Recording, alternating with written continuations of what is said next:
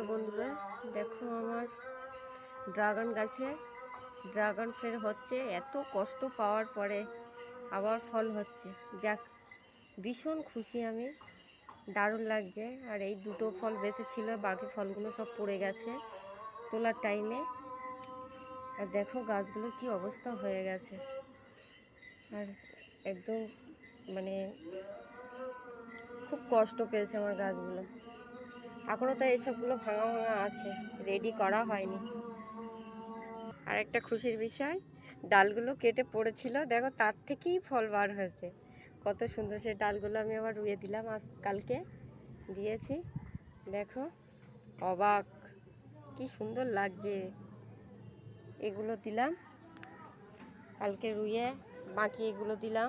এই ডালগুলো ভেঙে গেছিলো, মানে ফল হওয়ার মুখেই সব কাটতে হয়েছে। কি সুন্দর লাগছে।